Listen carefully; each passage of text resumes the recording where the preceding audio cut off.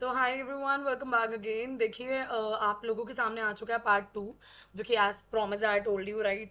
तो जो हमारा पार्ट टू है उसके अंदर हम लोग पढ़ेंगे इनफॉर्मल, और हम यूनिट वन के कुछ पर्टिकुलर क्वेश्चंस करेंगे, यूनिट टू के, यूनिट थ्री के, फोर और फाइव के। जैसी मुझे PPT I make the PPT, I share you on the Telegram channel. तो इसलिए मैं बार बार कह रही हूँ कि यार अगर अभी तक तुम लोगों ने टेलीग्राम चैनल को ज्वाइन नहीं किया ना मेरे, तो तुम लोगों को टेलीग्राम चैनल को ज्वाइन कर लेना चाहिए, विच वुड भी विशेष शिक्षा। लिंक इन द डिस्क्रिप्शन, तुम टेलीग्राम पे सर्च कर सकते हो यही नाम। लिंक जो है वो डिस्क्रिप्शन के अंदर है, इसको जल्दी से जाके क्या कर सकते हो, आप फॉलो कर सकते हो। ठीक है, यूट्यूब चैनल यही वाला यूट्यूब चैनल है जहाँ पे आप देख रहे हैं, आप इसे सब्सक्राइब कर सकते हैं। ये रही मेरी जीमेल। जल्दी से करते हैं आज के सेशन को स्टार्ट, क्योंकि एग्जाम कल ही है हमारा, और जल्दी से हमें क्लियर अप करना है सारे के सारे पर्टिकुलर वीडियोस को। ठीक है, कि किस तरीके से क्या असेसमेंट चेकलिस्ट वगैरह हम इस्तेमाल करेंगे, ये भी सारी चीज़ें हम पढ़ेंगे। ठीक है, सबसे अब हमने जैसे कि बात कर ली थी formative assessment, submissive assessment, base line, entry level. Right, अब हम बात करेंगे इनफॉर्मल असेसमेंट की। देखो, असेसमेंट ना दो तरीके के होते हैं, एक होता है फॉर्मल, एक होता है इनफॉर्मल। इनफॉर्मल जो होता है वो बहुत फ्लेक्सिबल होता है, यानी कि बहुत इनफॉर्मली करा जाता है, जो कि हम उसको क्या कहते हैं, अनौपचारिक मूल्यांकन। मूल्यांकन यानी कि असेसमेंट। ठीक है, तो जो इनफॉर्मल असेसमेंट होता है वो बहुत ज़्यादा फ्लेक्सिबल होता है, उसका जो ऑब्जर्वेशनल मेथड होता है ये सारा बहुत ज़्यादा फ्लेक्सिबल होता है। ठीक है, यानी कि बहुत लचीला होता है, आप ये कह सकते हैं कि इसको किसी भी तरीके से आप मोल्ड कर सकते हो। कोई भी सिचुएशन आ गई तो ये ऐसा रिजिड नहीं है कि आप इसे बदल नहीं सकते हो, आप इसे बदल सकते हो, मूल्यांकन बदल सकते हो, बच्चे का करने का तरीका भी बदल सकते हो। ये जो असेसमेंट होता है वो लेस स्ट्रक्चर्ड होता है, इतना स्ट्रक्चर्ड नहीं होता है। एक होता है ना पूरे स्ट्रक्चर तरीके से बनाना होता है कि पहले हमें यूनिट वन लेना है, फिर यूनिट टू लेना है, यानी कि हमें सबसे पहले फॉर्मेटिव असेसमेंट लेना है। होता है ना हमारे, पहले दो पीटी लेते हैं, पीरियोडिक टेस्ट लेते हैं, फिर फॉर्मेटिव टेस्ट आता है, हाफ ईयरली आता है, फिर दो पीरियोडिक टेस्ट और होता है। ये इस तरीके से स्ट्रक्चर्ड नहीं होता। ठीक है, और ये ज़्यादातर इंटीग्रेटेड होता है डेली क्लासरूम एक्टिविटी से, क्लासरूम एक्टिविटी के ही अकॉर्डिंग ये चलता है। इनफॉर्मल इसलिए तो है ये फॉर्मल नहीं है, कोई रूल्स रेगुलेशन फॉलो नहीं करता, ये इसके अंदर ये लिखा है। करेक्टरिस्टिक्स क्या होती है इसकी, क्या क्या विशेषताएं और क्या क्या लक्षण है, हम ये बता देते हैं। फ्लेक्सिबल इतना ज़्यादा होता है, ये किसी भी कंटेक्स में क्या हो जाता है, फिट हो जाता है। हर एक बच्चे की जो ज़रूरतें हैं वो उसको मद्देनजर रखता है। क्वालिटेटिव डाटा होता है। क्वालिटेटिव डाटा का मतलब क्या होता है, दो तरीके का होता है। गुणात्मक डेटा, यानी कि मैं आपको बताती हूँ। देखो, क्वालिटेटिव होता है जिसके अंदर हम क्वालिटी देखते हैं, बच्चे की क्वालिटी, बच्चा कितना ऑनेस्ट है, ठीक है, बच्चा कितना ट्रूथफुल है, बच्चा कितना लॉयल है। ये सारी चीजें जो है वो क्वालिटी है, जो कि आप देखते हैं, जो आप गिनते नहीं है। है ना, कि कितनी सच्चाई से बात कर रहा है, या फिर ये कितने इसको कितना गुस्सा आता है। ठीक है, तो ये आप गिनते नहीं है, कैलकुलेशन नहीं बैठाते। क्वांटिटेटिव होता है जो कि मार्क्स मिलते हैं, मार्क्स से आप गिन सकते हो। तो इसके अंदर हम क्वालिटेटिव डाटा भी रखते हैं। न्यूमरल स्कोर को छोड़ के, न्यूमरल स्कोर यानी कि मार्क्स वगैरह को छोड़ के हम क्वालिटेटिव डाटा भी रखते हैं। आप देखते होंगे एक रिपोर्ट कार्ड में एक कॉलम होता था डिसिप्लिन का। अब ये तो नहीं होता डिसिप्लिन में मार्क्स वगैरह मिलेंगे, वो तो आपको रोज देखेंगी। अगर आप रोज लेट आ रहे हैं तो वो डिसिप्लिन बेकार है, ये सारी चीजें। इनफॉर्मल जो होता है वो क्या होता है, हमारा ऑन गोइंग होता है। हम ऑन गोइंग क्यों कह रहे हैं, क्योंकि ये तो डेली क्लासरूम के अकॉर्डिंग हो रहा है, डेली क्लासरूम की एक्टिविटीज से हो रहा है, तो ये कॉन्टिन्यूसली होता है। कॉन्टेस्ट यानी कि ये जो होता है वो नेचुरल लर्निंग इन्वायरमेंट में होता है। आप आसपास की ही एक लर्निंग इन्वायरमेंट उठा रहे हैं, क्लासरूम में उठा रहे हैं, तो ये जो है वो कहीं ना कहीं किसी भी कॉन्टेक्स्ट पे हो सकता है। क्या क्या एग्जाम्पल हो सकता है, किस तरीके से आप इनफॉर्मल असेसमेंट कर सकते हो, तो आप कहेंगे ऑब्जर्वेशन। एक टीचर जो है वो बच्चे को ऑब्जर्व करेगी एक्टिविटी करते दौरान, नोट्स लिखते दौरान, उसके परफॉर्मेंस को, उसके बिहेवियर को। तो ये एक इनफॉर्मल असेसमेंट है जो कि क्लास चलते चलते भी हो जाएगा। ये क्या होता है, एनकोडोटल, तुम लोगों का रिकॉर्ड होता है। रिकॉर्ड के अंदर क्या होता है, बिहेवियर लिखा जाता है, बच्चे का डिसिप्लिन कैसा है, बच्चे की ऑनेस्टी कैसी है, लॉयल क्या है। एक पोर्टफोलियो जहाँ पे बच्चे की, हम क्या करते हैं, स्कूल के जो बच्चा वर्क कर रहा है ना, उसका कलेक्शन करते हैं, उसके प्रोजेक्ट्स को, उसके प्रोग्रेस को, अचीवमेंट्स को, जो जो उसने जिस जिस एक्टिविटी में पार्टिसिपेट किया था, क्या क्या अचीवमेंट किया है, ये सारा पोर्टफोलियो होगा। क्विजेज, एग्जिट टिकट्स, आप कह सकते हो कि क्विज वगैरह लेके भी आप देख सकते हो। एक शॉर्ट इनफॉर्मल असेसमेंट हो जाएगा, जो कि आप याद हो तो फॉर्मेटिव असेसमेंट में भी करते थे। पीयर और सेल्फ असेसमेंट, तो ये फॉर्मेटिव असेसमेंट के अंदर भी था। क्लासरूम डिस्कशन और क्वेश्चनिंग कर सकते हो, आप एक बच्चे से पूछ सकते हो ये कैसे हुआ, क्या हो सकता है, ओपन एंडेड क्वेश्चन पूछोगे, जिससे क्रिटिकल थिंकिंग जो है वो बढ़ेगी, जिससे क्रिटिकल थिंकिंग बढ़ेगी। यहाँ पे देखिए लिखा होगा, समझ को मापने के लिए, महत्वपूर्ण सोच को प्रोत्साहित करने के लिए आप क्या कर सकते हैं, यहाँ पे कक्षा में चर्चा करवा सकते हो, और कुछ क्वेश्चनिंग वगैरह भी प्रश्नात्मक करवा सकते हैं। क्या इसके फायदे क्या होते हैं भाई, इसका लाभ क्या है अगर देखा जाए तो। कॉन्टिन्यूस चलता फीडबैक, बिल्कुल फॉर्मेटिव असेसमेंट की तरह सेम इसके अंदर कॉन्टिन्यूस फीडबैक चलेगा, निरंतर प्रतिक्रिया होती है आपकी। यहाँ पे ऑन गोइंग फीडबैक मिलता रहेगा पेरेंट्स को, स्टूडेंट्स को, टीचर्स को। स्टूडेंट को देख के हम कॉन्टिन्यूस फीडबैक दे रहे हैं, अपनी स्ट्रैटेजी बदल सकते हैं। यहाँ ना एंजाइटी थोड़ी कम होगी, ठीक है। बच्चों के लिए ना एंजाइटी थोड़ी कम है जितना फॉर्मल टेस्टिंग में होता है। एक होता है ना पूरा फॉर्मल टेस्टिंग हो रही होती है, जैसे आप सोचिए अभी आपको कितना ज्यादा स्ट्रेस हो रहा होगा, क्योंकि आपका जो है वो सबमिटिव असेसमेंट हो रहा है, राइट। जो आपका सबमिटिव असेसमेंट यानी कि पूरे साल का आप पढ़ के दिखा रहे हैं उसके अंदर। So this is what I am saying. तो ये थोड़ा स्ट्रेस को कम कर देता है, हॉलिस्टिक व्यू देता है ये। हम बच्चे को जब देख रहे होते हैं, उसे समझ रहे होते हैं, उसको नोटिस कर रहे होते हैं, तो उसको कॉम्प्रीहेंसिव व्यू से देखते हैं, यानी कि ऑलराउंडर चीजें देखते हैं उसकी, कि सोशली किस तरीके से बैठ रहा है, इमोशनल स्किल्स उसके कहते हैं, राइट, पढ़ाई में कैसे कर पा रहा है, अकेडमिकबिलिटी ये क्या आ जाएगा, adaptability, I am sorry, adaptability क्या कहेगा कि बच्चे की ज़रूरत के अकॉर्डिंग, उसके लर्निंग स्टाइल के अकॉर्डिंग, जो उसकी ज़रूरतें हैं उसके अकॉर्डिंग जो है हम अपनी चेंजेस कर सकते हैं, हम अपने पढ़ाने के तरीकों को बदल सकते हैं। अब आता है फॉर्मल असेसमेंट। फॉर्मल असेसमेंट एक सिस्टमैटिक होता है, स्ट्रक्चर्ड होता है, स्टैंडर्डाइज्ड होता है। यहाँ पे क्या होगा, असेसमेंट जो होगा वो स्ट्रक्चर होगा, कोई एक क्राइटेरिया फॉलो कर रहा होगा। हर एक स्कूल का अलग अलग क्राइटेरिया होता है, हर एक यूनिवर्सिटी का अलग अलग क्राइटेरिया होता है। बच्चे को मूल्यांकन करेगा, नापेगा, यानी कि मेजरमेंट होगी कि बच्चा कितनी अच्छी तरीके से कर रहा है, क्या बेंचमार्क उसका और स्टैंडर्ड प्री डिटरमाइन एक चीजें होंगी, वो सारी चीजें नोटिस करेगा। प्री डिटरमाइन यानी कि हर एक स्कूल ना पहले से ही लेके चलता है, हमें ना पीरियोडिक टेस्ट 1 कराना है, पीरियोडिक टेस्ट 2 कराना है, फिर हाफ ईयरली करवाना है, फिर पीरियोडिक टेस्ट 3 कराना है, फिर 4 कराना है, फिर उसके बाद हमें सबमिटिव असेसमेंट यानी कि फुल टर्म करवाना है। तो ये एक प्री डिटरमाइन हर एक स्कूल का होता है, हर एक यूनिवर्सिटी का अलग अलग चलता है। क्या विशेषताएं हैं, क्या करेक्टरिस्टिक है, देखते हैं।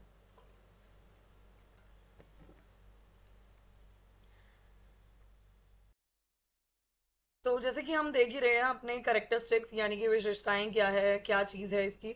तो एक तो स्टैंडर्डाइज्ड होता है भाई, पूरा का पूरा रूल्स रेगुलेशन से बना होता है, सिद्धांत पे लेके चल रहे होते हैं, राइट, यानी कि प्री डिटरमाइंड होता है। एक स्टैंडर्ड नापा होता है कि हर एक बच्चे को ना इस तरीके से नापना है, फोर्थ का बच्चा है इतना सिलेबस होना चाहिए। वैलिडिटी और रिलायबिलिटी, ये वैलिडेट भी होता है, यानी कि ये मेजर कर रहे हो बढ़िया तरीके से, इनफॉर्मल नहीं है कि ऐसी देख के कह दिया, बिहेवियर को देख के कह दिया कि हाँ भाई ये 7th में जा सकता है, ऐसा नहीं है, ठीक है। ये रिलायबल है, यानी कि आप इस पर रिलाई कर सकते हो, आप इसको ट्रस्ट कर सकते हो, और ये कहीं ना कहीं वैलिडेट है। क्वांटिटेटिव, देखो क्वालिटेटिव जैसे कि हमने पढ़ा था, क्वालिटेटिव में क्या होता है, जहाँ पे हम सारी क्वालिटीज को देखते हैं, ध्यान देते हैं। क्वांटिटेटिव क्या होता है, ये न्यूमरल स्कोर।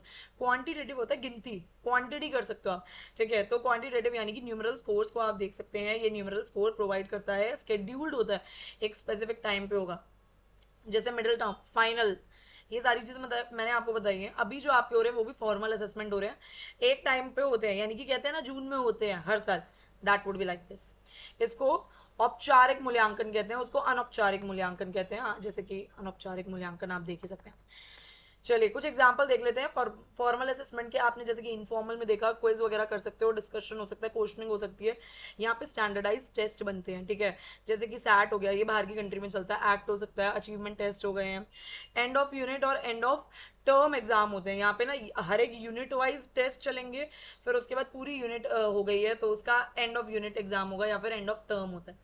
ये एंड ऑफ इंस्ट्रक्शनल पीरियड पे होता है, यानी कि पीरियड के जो हम पढ़ा रहे हैं, अकेडमिक पीरियड है, उसके पूरे एंड में होगा।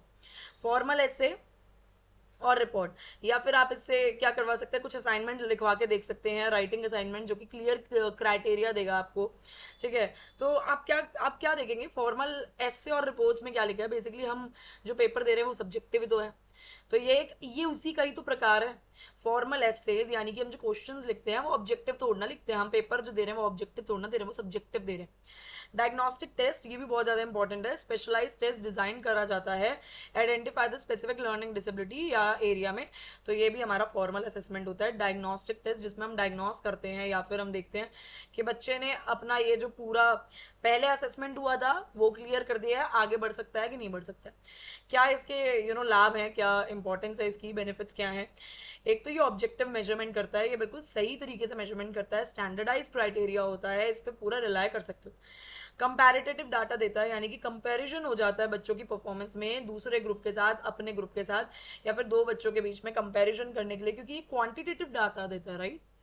अकाउंटेबिलिटी, ये हेल्प करता है कि एजुकेशनल इंस्टीट्यूट एक अकाउंटेबिलिटी दे लर्निंग आउटकम का, कि जैसे मैं आपको बताती हूँ 10th के जब भी रिजल्ट आते हैं तो हर एक स्कूल जो है वो अपने बच्चों की फोटोज डालता है कि देखो देखो ये इस तरीके से, तो ये अकाउंटेबिलिटी ही तो है, राइट। कि वो दिखा रहे हैं कि भाई एक हर एक एजुकेशनल इंस्टीट्यूट जो है वो हेल्प, मतलब ये इसको हेल्प करता है कि हर एक इंस्टीट्यूट दिखाए कि मेरे बच्चों का लर्निंग आउटकम क्या आ रहा है, पूरे साल मैंने पढ़ाया और ये कितना अच्छे तरीके से दे रहा है, राइट। तो ये अकाउंटेबिलिटी में हेल्प करता है। एलिजिबिलिटी फॉर द सर्विसेज, यहाँ पे अगर स्पेशल सर्विसेज वगैरह या अकोमोडेशन कुछ प्रोवाइड करानी है, पूरे साल के डाटा से जब बच्चे हम देखेंगे ये तो मार्क्स नहीं ला पा रहा या फिर कुछ दिक्कत आ रही है, तो हम उसके बाद क्या करेंगे, कुछ उसको सर्विसेज या अकोमोडेशन प्रोवाइड करने में हेल्प करेंगे। अब ये बहुत ज्यादा इंपॉर्टेंट है, मोस्ट इंपॉर्टेंट है। इसके अंदर दो प्रकार के आते हैं, नॉर्म रेफरेंस असेसमेंट होता है और एक तुम्हारा क्राइटेरिया वाला होता है। नॉर्म रेफरेंस असेसमेंट क्या होगा, जिसमें हम कंपेयर करते हैं बच्चे की परफॉर्मेंस एक ग्रुप ऑफ पीयर से, यानी कि मैं हूँ यहाँ पे क्लास में और मेरी परफॉर्मेंस क्या करी जाएगी, कंपेयर करी जाएगी मेरे आसपास के बच्चों से, ठीक है। नेशनल सैंपल लिया जाता है या फिर कभी कभार to determine whether this stand relative to other, क्या मैं इसी कैटेगरी में लाई करूंगी या फिर मैं 7th क्लास में इन बच्चों के साथ बैठ पाऊंगी कि नहीं बैठ पाऊंगी, उसे हम नॉर्म रेफरेंस असेसमेंट कहते हैं। जो कि मेरा परफॉर्मेंस जो है वो मेरे फ्रेंड्स, मेरे साथ के जो बच्चे हैं उनके साथ कंपेयर करने को होगा। करेक्टरिस्टिक्स क्या होती हैं इसकी, एक तो एक कंपेरेटिव डाटा है, कंपेरेटिव यानी कि कंपेरिजन करने में बहुत हेल्प करता है, ठीक है। आप लार्ज ग्रुप के साथ या फिर एक रिप्रेजेंटेटिव सैंपल लोगों के साथ या ग्रुप के साथ आप क्या कर सकते हो, कंपेयर कर सकते हो अपना परफॉर्मेंस। रैंकिंग, यहाँ पे रैंकिंग आती है, आपने देखा होगा जैसे कोई जी मेंस देने जा रहा है या फिर कोई नीट का पेपर देने जा रहा है तो उसमें ऑल इंडिया रैंक आती है, तो वो हमारा नॉर्म रेफरेंस असेसमेंट होता है जहाँ पे बच्चे की रैंक या परसेंटाइल निकल के आती है एक ग्रुप में से। ये एक स्टैंडर्डाइज होता है, यानी कि administrate and scored in the consistent manner, एक ही तरीके से हर एक व्यक्ति चेक करेगा, ठीक है। तो इसका ज्यादातर ना ऑब्जेक्टिव पेपर बनता है, मैक्सिमम यही देखा जाता है, जैसे तुम्हारा सीयूईटी हो गया, ठीक है, जिसमें सब्जेक्टिव क्या होता है, सब्जेक्टिव ये होता है कि कोई टीचर किसी टीचर को जो तुमने पैराग्राफ लिखा है तो किसी को बहुत अच्छा लगा, उसने फुल मार्क्स दे दिए, किसी को लगा कि नहीं यार इसकी तो इंग्लिश प्रॉपर नहीं है या फिर इसने जो लिखना चाहिए था वो तो लिखा ही नहीं, बाकी बातें लिख दी हैं, तो ये ज्यादातर ऑब्जेक्टिव होता है। आपने देखा होगा नीट का पेपर, जी का पेपर, तुम्हारा सीयूईटी, ये सारा जो होगा वो क्या होगा, ऑब्जेक्टिव होगा। तो ये स्टैंडर्डाइज्ड होता है, हर एक जगह पे एक ही तरीके से चेक किया जाता है और एक ही तरीके से स्कोरिंग दी जाती है। बेल कर्व डिस्ट्रीब्यूशन होता है, यानी कि रिजल्ट जो होता है वो ऑफन फॉलो करता है bell curve distribution. Most student जो है वो स्कोर करते हैं अराउंड द एवरेज, और ज्यादातर कुछ ही बच्चे होते हैं जो कि हाई या लो एंड्स पे जाते हैं। ज्यादातर देखा जाता है जो पेपर बन रहा होता है ना वो बेल कर्व डिस्ट्रीब्यूशन देता है। बेल कर्व डिस्ट्रीब्यूशन यानी कि इस तरीके से कुछ ही बच्चे, कुछ ही बच्चे जो होते हैं वो क्या होते हैं हमारे पास हाई लेवल पे होते हैं, यानी कि जिसके बहुत अच्छे मार्क्स आते हो, या फिर बहुत कम ही बच्चे होते हैं जो कि पास नहीं कर पाते, ज्यादातर बच्चे एवरेज पास कर लेते हैं इसी तरीके से, ठीक है। इसी तरीके से नॉर्म रेफरेंस असेसमेंट का आ जाएगा सैट, जीआरई, एक्ट, ये सारे स्टैंडर्ड टेस्ट हैं। आईक्यू टेस्ट जो होता है वो भी हमारा स्टैंडबोर्ड बनेट, ये सारा जो होता है हमारा वो भी नॉर्म रेफरेंस असेसमेंट होता है। नेशनैलिटी नॉर्म टेस्ट, जैसे कि तुम्हारा basic skills, lower test of basic skills, Terra Nova, तो तुम लोग सर्च करके देख सकते हो कि तुम्हारा नॉर्म रेफरेंस टेस्ट जो है क्या सीयूईटी, जे, जी मीन्स, ये सारा आता है, और इसके अंदर एग्जाम्पल में तुम ये जरूर लिख सकते हो, ठीक है। बेनिफिट्स जो होंगे आपके, क्या इसके लाभ रहेंगे, ब्रॉड कंपैरिजन हो जाता है। देखो ना, आप खुद सोचो कि मैं जी मेंस जब दे रही हूँ, नीट दे रही हूँ, तो ऑल इंडिया रैंक आती है इंडिया में सबकी, सारे स्टेट को मैं लेके चल रही हूँ, वाइड पॉपुलेशन में से मैं कंपैरिजन अच्छे से कर पा रही हूँ। बेंच मार्किंग, ये हेल्प करता है आइडेंटिफाई करने में कि बच्चा जो है वो कहाँ खड़ा होता है पूरे इंडिया में, उसकी रैंक बेसिकली है कहाँ, आईक्यू अगर आप देखा जाए या फिर परफॉर्मेंस के अकॉर्डिंग भी, तो वो कहाँ पे है। रिसोर्स का एलोकेशन हो जाता है, ये हेल्प करता है बच्चे को आइडेंटिफाई करने में कि उसको कौन कौन सी एडिशनल सपोर्ट चाहिए, उसको कहाँ पे ज्यादा दिक्कत आ रही है, कहाँ पे वो रह रहा है, ठीक है, कैसे वो अपनी परफॉर्मेंस और बढ़िया तरीके से कर सकता है। तुम्हारा आता है दूसरा क्रैटन रेफरेंस टेस्ट, ये दोनों ही बहुत इंपॉर्टेंट है, इसके अंदर डिफरेंस भी आएगा जरूर। ये क्या होता है, ये तुम्हारा ये एक ऐसा टेस्ट है जिसमें एक स्टूडेंट की जो परफॉर्मेंस होती है ना वो मेजर की जाती है एक स्पेसिफिक सेट ऑफ क्राइटेरिया से। एक अलग ही क्राइटेरिया बना होगा, स्पेसिफिक सेट ऑफ क्राइटेरिया होगा कि भाई इतने क्राइटेरिया पे अगर इसके मार्क्स आ गए तो बढ़िया है।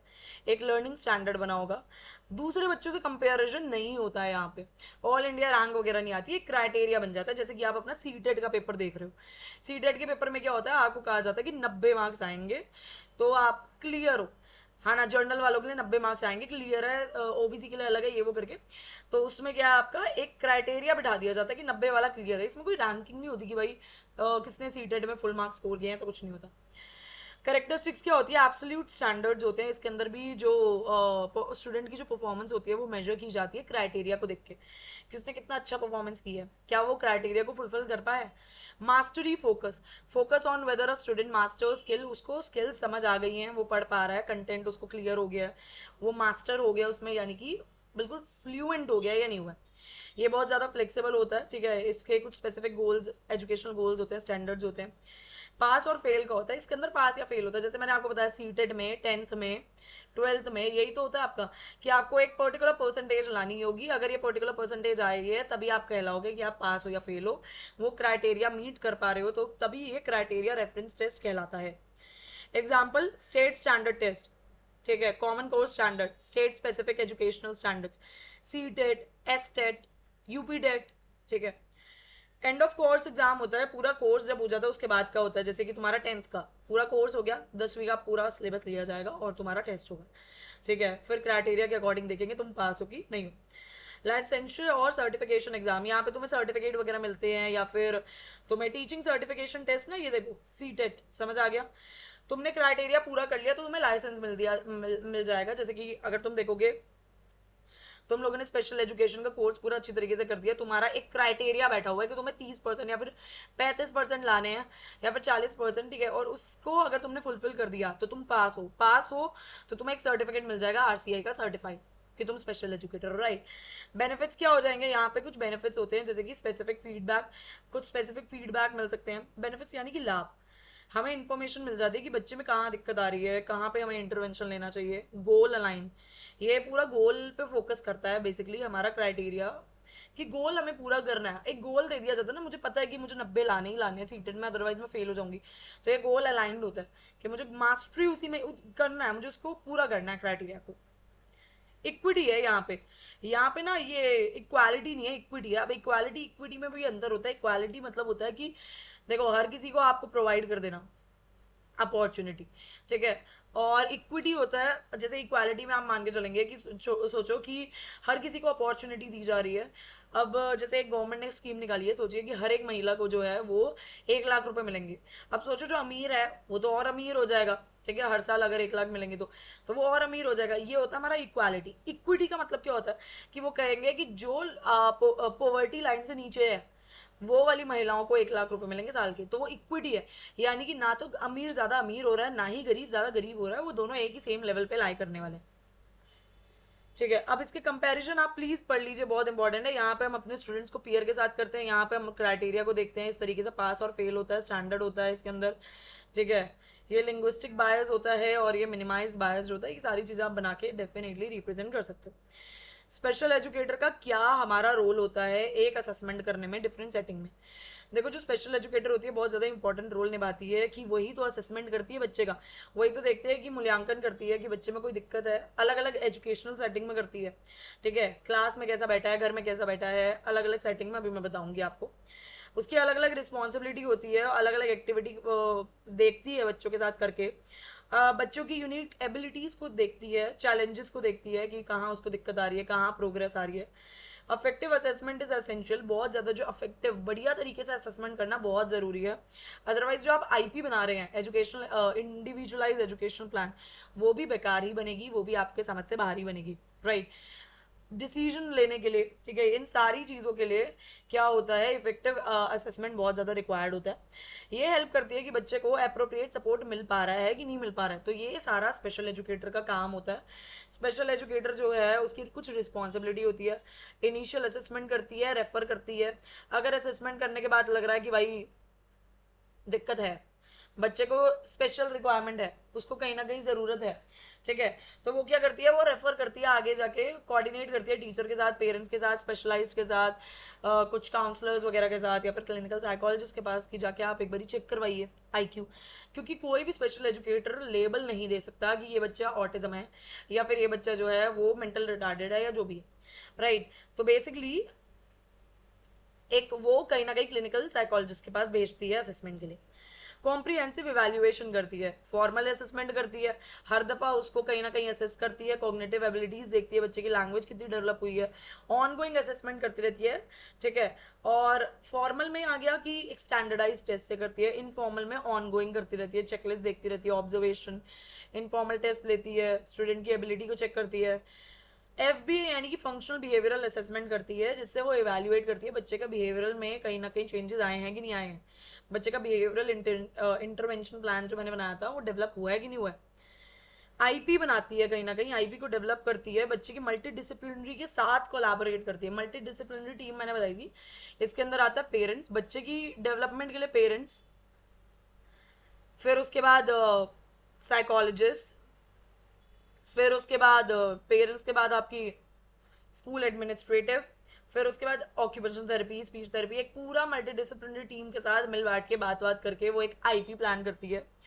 उसके साथ रिकमेंडेशन करती है, डाटा को, सर्विसेज को, गोल्स को थोड़ा बहुत अलग करके बनाती है, रिव्यू करती है, उसकी रिवीजन करती है, चेंजेस लेके आती है, अगर लगता है कि चलो अब तो अपडेट हो गया, बच्चा कर पा रहा है वो चीज़ को, तो वो कहीं ना कहीं चेंजेस लेके आती है। प्रोग्रेस करती है, मॉनिटर, प्रोग्रेस मॉनिटरिंग यानी कि मॉनिटर करती है, निगरानी रखती है कि क्या उसकी प्रगति हो रही है कि नहीं हो रही है। कॉन्टिन्यूस निरंतर मूल्यांकन करती रहती है, फॉर्मेटिव असेसमेंट्स करती है, ठीक है। फॉर्मेटिव असेसमेंट पढ़ा था हमने, जो ऑन गोइंग होता है, क्लास के दौरान देखा जाता है। डाटा कलेक्ट करती है कि हर एक टीचर से, हर एक स्टूडेंट से बच्चे का अच्छी तरीके से रिकॉर्ड मेंटेन करना, आईपी में गोल देखना कि प्रोग्रेस हो रहे हैं कि नहीं हो रहे, ये सारी चीजें। क्लासरूम के अंदर एक टीचर का रोल होता है इंडिविजुअलाइज असेसमेंट देना, ठीक है, कॉन्टिन्यूसली उसको मॉनिटर करना, कोलैबोरेटिवली प्लान करना यानी कि टीचर्स के साथ मिलकर, स्पेशल एजुकेटर, स्पीच थेरेपिस्ट, एक डाटा को कलेक्ट करना, ये सारी चीजें भी हम पढ़िए। स्पेशल एजुकेशन सेटिंग में बच्चे का एक आईपी डेवलप करना, उसको अच्छे से अच्छा स्पेशलाइज टेस्टिंग देना, उसकी प्रोग्रेस रिपोर्ट लिखना, बिहेवियरल असेसमेंट करना, ये सारी चीजें जो हैं वो हमारी स्पेशल एजुकेटर देखती है। इंक्लूसिव सेटिंग के अंदर वो कैसे करेगी, कोलैबोरेशन के साथ, उसका रिस्पॉन्सिबिलिटी है वो कोलैबोरेट करे। मतलब मैं टीचर के पास जाके बताऊं कि भाई ये जो बच्चा है वो इतना बढ़िया कर पा रहा है, ठीक है, या फिर उसमें कुछ दिक्कतें आ रही है, तो वो बात कर पाऊँ। को टीचिंग का मतलब क्या होता है कि वो सपोर्ट कर सके, को टीचिंग अरेंजमेंट में भी वो पार्टिसिपेट कर सके, वो सपोर्ट कर सके असेसमेंट प्रोसेस को, और इमीडिएट क्या कर सके, इमीडिएट इंटरवेंशन के लिए। पीयर असेसमेंट उसके फ्रेंड्स ही उसके, वो खुद से उसके दोस्त बताएं, असेस करें, ठीक है, बच्चा खुद को असेस करे, ये भी बहुत ज़्यादा कहीं ना कहीं उसका रोल रिस्पॉन्सिबिलिटी होती है, वो सिखाती है बाकी बच्चों को। स्पेशल एजुकेटर होम में, एक जो स्पेशल एजुकेटर होती है वो होम विजिट देती है, बच्चे का इम्पैक्टफुल इन्वायरमेंट उसे प्रोवाइड करती है, बच्चे को एक अटेंशन देती है, इंडिविजुअलाइज्ड अटेंशन देती है, पेरेंट को ट्रेन करती है, समझाती है कि किस तरीके से आप असेस कर सकते हो, क्या सपोर्ट कर सकते हो बच्चे को घर में। कम्युनिटी बेस्ड असेसमेंट करती है, वो देखती है कि उसका बिहेवियर कम्युनिटी में कैसा है, क्या वो स्किल को जर्नलाइज कर पा रहा है। जर्नलाइज यानी कि मैंने आज आपको एक स्किल सिखाई, आप 2-3 दिन बाद भूल गए, तो वो जर्नलाइज नहीं हुई। क्या मैं जो स्किल सिखा रही हूँ वो जर्नलाइज और वो इम्पैक्ट कर पा रहा है कम्युनिटी में। मैंने अगर आज आपको सिखाया है, एक बच्चे को, स्पेशल बच्चे को सिखाया गुड मॉर्निंग किस तरीके से करते हैं, तो क्या वो जाके कम्युनिटी में गुड मॉर्निंग कर रहा है, क्या वो टीचर के सामने गुड मॉर्निंग कर रहा है, ये सारी चीज़ें जो हैं वो जर्नलाइजेशन कहलाती है। Informal assessment carry out by the teacher, assessment for planning individualise education plan, ये सारी चीज़ें मैं आपको समझाऊंगी। देखो ये बहुत इंपॉर्टेंट है, तो ध्यान से एक बार देख लेना, ठीक है। इनफॉर्मल असेसमेंट जो होता है वो हमारा स्पॉन्टेनियस होता है, ठीक है। वो ये जो एक ऐसा मेथड होता है जिसमें हम इवेल्युएट करते हैं, ठीक है। पार्टिसिपेंट जो होता है वो पार्टिसिपेंट की नॉलेज को, मतलब मेरे सामने जो बच्चा बैठा है उसकी नॉलेज को मैं देखती हूँ, ठीक है। नो स्टैंडर्ड क्राइटेरिया और rubric, this means that there is no spelled out evaluation guide, कोई गाइड नहीं होता, ओपन एंडेड क्वेश्चन मैं पूछती हूँ, बच्चे की परफॉर्मेंस को देखती हूँ, ये एक इनफॉर्मल असेसमेंट होता है, राइट। अगर इनफॉर्मल असेसमेंट जो है वो ग्रेडिंग से कंसर्न नहीं करता, then what are they about. अगर मान के चलो इनफॉर्मल असेसमेंट जो होता है वो हमारा ग्रेडिंग, बच्चे की ग्रेडिंग पे नहीं कर रहा है फोकस, ऑब्वियस बात है, इनफॉर्मल असेसमेंट नहीं करता है, तो किस चीज को फोकस करता है, वो करता है फीडबैक को फोकस, कि किस तरीके से फीडबैक आ रहे हैं, क्या मैं फीडबैक दूंगी एक टीचर को। Data from these evaluation help करता है इंस्ट्रक्टर को कि वो एडजस्टमेंट बना सके, बच्चे की लर्निंग एक्सपीरियंस को और बढ़िया कर सके। ठीक है, यहाँ पे सारे स्टूडेंट जो होते हैं वो असेस किए जाते हैं, qualify for the special education services, यानी कि यहाँ पे बताया गया है इनफॉर्मल असेसमेंट हम करते हैं। ठीक है, हम इनफॉर्मल असेसमेंट करते हैं बच्चे की रिक्वायरमेंट देखने के लिए, मूल्यांकन करते हैं। ठीक है, कि बच्चे को क्या ज़रूरत है, उसकी एक्सपीरियंस, लर्निंग एक्सपीरियंस को और बढ़िया बनाने के लिए। इसी के साथ साथ one referral is made, school district personnel must develop an assessment plan with an assessment prior written notice and provide it to the parents and within the 15 calendar days of the referral, expecting during that time period when school is not in the session or for more than 5 days. An assessment plan is description of the evaluation. अच्छा, यहाँ पे उसको पूरा तरीका बताया हुआ है आपको कि किस तरीके से अगर आप एक स्कूल में हैं और किस तरीके से आप बच्चे को असेस कर रहे हो, आप क्वालिफाई कर देते हो कि हाँ इसको जो है वो असेसमेंट कहीं ना कहीं स्पेशल एजुकेशन सर्विसेज देनी बहुत रिक्वायरमेंट है। स्कूल जो होता है वो कहीं ना कहीं आपको बताता है कि आपको असेसमेंट प्लान बनाना है इसका, पेरेंट्स को आप गाइड करते हो। ठीक है, 15 दिन का दिन देते हैं एंड उसके अंदर आप क्या कहते हैं कि मतलब इस तरीके से असेसमेंट करवाना है, ये सारी चीज़ें इसके अंदर बताई हुई है। एक आईपी टीम आप डिटरमाइन करते हो। ठीक है, ये सारी चीज़ें इसके अंदर समझाया हुआ है। assessing the student with the high support needs or the severe disability। तो अगर मेरे पास एक बच्चा है जिस बहुत सीवियर डिसेबिलिटी है तो मैं उसको असेस कैसे करूंगी, मैं सबसे पहले क्या करूंगी, बच्चे का इनिशियल स्क्रीनिंग करूंगी, उसको रेफरल दूंगी। सबसे पहला हमारा स्टेप यही होता है, मैं उसको स्क्रीन करूंगी, मैं उसको असेस करूंगी। मुझे पता चला कि इसमें कुछ दिक्कत है तो मैं क्या करूंगी, कोलैबोरेट करूंगी टीचर के साथ, पेरेंट्स के साथ, और मैं बोलूंगी स्पेशलाइज के पास रेफर कर दूंगी फर्दर मूल्यांकन के लिए या फिर इवेल्युएशन के लिए। कॉम्प्रीहेंसिव इवेल्युएशन करूंगी बच्चे का मैं, तो वहाँ पे मैं देखूंगी असेसमेंट के अंदर सिर्फ मैं ये नहीं देखूंगी कि पढ़ाई में कितना अच्छा कर रहा है, academic skill, communication skill, adaptive behaviour, functional ability, cognitive ability, इन सारी चीज़ों को मैं देखूंगी बच्चे की इवेल्युएशन के लिए। ऑब्जर्वेशनल एंड फंक्शनल असेसमेंट, यानी कि मैं बच्चे का फंक्शनल असेसमेंट भी करूंगी और ऑब्जर्वेशनल भी करूंगी, यानी कि कंडक्ट करूंगी observation in the different setting, अलग अलग सेटिंग में उसको ऑब्जर्व करूंगी। क्लास में बैठ के कैसी हरकतें करता है, क्या बिहेवियरल रहता है उसका, घर पे बैठ के किस तरीके से बिहेवियर करता है। ठीक है, और उसी बिहेवियर के दौरान मैं क्या करूंगी, फंक्शनल बिहेवियरल असेसमेंट को इस्तेमाल करके FBA मैं डिटरमाइन करूंगी कि कौन कौन से चैलेंजिंग बिहेवियर है और किसको मुझे रोकना है, कम करवाना है, ये सारी चीज़ें। ठीक है, इंडिविजुअलाइज, ये सारी चीजें करने के बाद मैं बढ़ूंगी आईपी के पास, आईपी बनाऊंगी। अब आईपी में क्या करूंगी, मल्टी डिसिप्लिनरी टीम के साथ मैं वर्क करूंगी। जो उसका ऑक्यूपेशनल थेरेपिस्ट है मैं उससे बात करूंगी, मैं जो स्पीच थेरेपिस्ट है मैं उससे बात करूंगी, मैं जो इसकी टीचर है मैं उससे बात करूंगी, स्कूल से बात करूंगी, पेरेंट्स से बात करूंगी, and then multi disciplinary team यहाँ बन गई है। अब मैं डेवलप करूंगी उन सबके सजेशन को लेके मैं एक आईपी डिजाइन करूंगी जो उसके असेसमेंट डाटा से निकली है, एक स्पेसिफिक मेजरेबल गोल्स और outline necessary for the accommodation, modification and support service. मैं एक स्पेसिफिक गोल्स बनाऊंगी जो कि मेजर कर सके हम। ठीक है, उसके अंदर अकोमोडेशन हो सके, चेंजेस आ सके, मॉडिफिकेशन हो सके, और कुछ सपोर्ट सर्विसेज भी उसके अंदर लिखूंगी कि बच्चे को ओटी की रिक्वायरमेंट है, बच्चे को एसटी की रिक्वायरमेंट है। ठीक है, प्रोग्रेस मॉनिटरिंग, यानी कि यहाँ पे बच्चे की, फिर उसके बाद मैं धीरे धीरे आईपी बनाने के बाद मैं बढ़ूंगी आगे, मैं बच्चे की प्रोग्रेस को नोटिस करूंगी, क्या वो बढ़ पा रहा है आगे, आईपी के गोल को फुलफिल कर पा रहा है। फॉर्मेटिव असेसमेंट के थ्रू करूंगी क्योंकि मैं रेगुलर बेसिस पे उसको क्या कर रही हूँ, ऑब्जर्व कर रही हूँ, ऑन गोइंग ऑब्जर्वेशन है मेरी। एडजस्ट करूंगी, अगर मुझे कुछ चीज़ें चेंजेस करनी होंगी तो मैं उसको एडजस्ट कर लूंगी क्योंकि मैं तो फॉर्मेटिव असेसमेंट कर रही हूँ। Collaboration and the communication, monitor करने के बाद, चेंजेस करने के बाद मैं फिर से कोलैबोरेट करूंगी एक जर्नल एजुकेशन टीचर, उसकी क्लास टीचर से, थेरेपिस्ट से, काउंसलर से, अदर प्रोफेशनल से, कि उसकी कॉम्प्रीहेंसिव, उसके हर तरफ से क्या हो, असेसमेंट हो फिर से, कि अब आपको क्या लग रहा है, अब कैसा कर रहा है ये, 6 महीने हो गए हैं, अब ये गोल पूरा कर पाया है। ठीक है, ये सारी चीज़ें, पेरेंट्स के साथ कम्युनिकेशन करूंगी, रेगुलर अपडेट रहूंगी, ये सारी चीज़ें। फिर उसके बाद अडेप्टिव और असिस्टिव टेक्नोलॉजी असेसमेंट, मैं क्या करूंगी, अगर मुझे चेंजेस लग रहे हैं तो मैं उसके अंदर चेंजेस लेके आऊंगी। बच्चे का जो इवैल्यूएशन है, बच्चे की जो रिक्वायरमेंट है, इवैल्यूएट द स्टूडेंट नीड, बच्चे की जो रिक्वायरमेंट है, ज़रूरतें हैं। ठीक है, अगर मुझे लग रहा है कि कोई ना कोई टेक्नोलॉजी चीज़ें मुझे चाहिए उसकी लर्निंग कम्युनिकेशन में, ठीक है, तो मैं वो प्रोवाइड कराऊंगी। यानी कि मुझे लग रहा है कि ये बच्चा जो है वो वीडियो देख के बहुत अच्छी तरीके से याद करता है तो मैं उसके सामने वीडियो, यूट्यूब की वीडियोस चलाऊंगी, या फिर मैं उसके सामने जो है अलग अलग गेम्स खिलवाऊंगी फ़ोन से। मैं ट्रांजिशन प्लानिंग करूंगी, ठीक है, कि बच्चे को अब, ठीक है, यानी कि स्कूल के बाद उसका किस तरीके से हमें प्रिपेयर करना है, उसकी लाइफ कैसे रखनी है, वोकेशनल स्किल्स उसको कैसे सिखाना है, मतलब बच्चा स्कूल के बाद किस तरीके से करेगा, उसको वोकेशनल स्किल दी जाएगी, इंडिपेंडेंट लिविंग स्किल्स दी जाएगी, कम्युनिटी को इंटीग्रेट किया जाएगा एक गोल करने के लिए। एडवोकेसी एंड सपोर्ट, उस बच्चे की एक स्पेशल एजुकेटर एडवोकेसी और सपोर्ट भी देती है, बच्चे की जो रिक्वायरमेंट है, राइट्स है, तो वो बताती है कि मेरे अकॉर्डिंग ये चीज़ है, इस चीज़ों पे उसको सपोर्ट की रिक्वायरमेंट है, इस चीज़ों में उसको रिसोर्सेज एंड सर्विसेज चाहिए, ठीक है, वो उसको एडवोकेट करती है बेसिकली, क्योंकि उसके पास अथॉरिटी होती है। एथिकल कंसिडरेशन, यानी कि एथिकल गाइडलाइंस को, असेसमेंट प्रैक्टिस को, ठीक है, कॉन्फिडेंशियल बनाने के लिए, ये सारी चीज़ों को क्या करती है, हेल्प करती है स्पेशल एजुकेटर। ये उसका पूरा क्या था, हमारे पास एक प्रोसेस था। अब स्क्रीनिंग बहुत इंपॉर्टेंट है। स्क्रीनिंग एक ऐसा प्रोसेस है जो कि इस्तेमाल किया जाता है एक इंडिविजुअल को आइडेंटिफाई करने में कि उसको किसी चीज़ की दिक्कत आने लगी है। सोचो कि छांटना, स्क्रीनिंग यानी कि छांटना।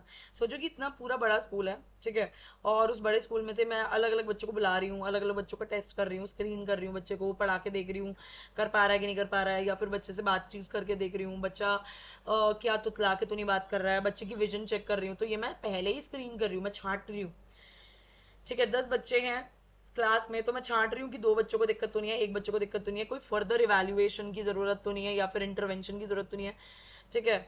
तो स्क्रीनिंग जो है वो हेल्प करती है बच्चे को आइडेंटिफाई करने में कि कहीं इसको थोड़ी बहुत रिक्वायरमेंट है, सपोर्ट चाहिए, उसको असेसमेंट चाहिए, अकेडमिकली, बिहेवियरली, डेवलपमेंट में, हेल्थ कंसर्न से, कैसे भी।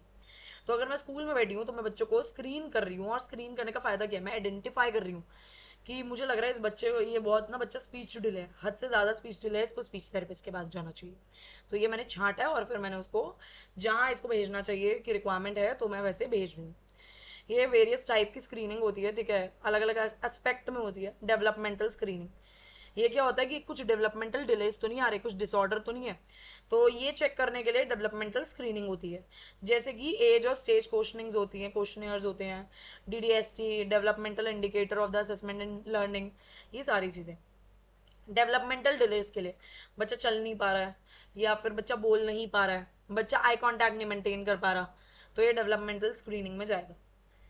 बिहेवियरल स्क्रीनिंग की है मैंने आज। बिहेवियरल स्क्रीनिंग क्या होगी फिर, उसका पर्पस ये होता है कि बच्चे की बिहेवियरल को चेक करना, बच्चे की मेंटल हेल्थ देखना कि बच्चे का जो मेंटल हेल्थ है वो सही है कि नहीं है, ये सारी चीज़ों को फोकस करता है क्या, हमारा mental behavioural screening, I am sorry. इसका टूल क्या होता है, बेसिक, ठीक है, behavioural assessment system for the children, SDQ, SSIQ। यहाँ पे सोशल स्किल्स देखी जाती है, उसका बिहेवियर कैसा है, सोसाइटी में कैसा बिहेवियर शो कर रहा है, ठीक है।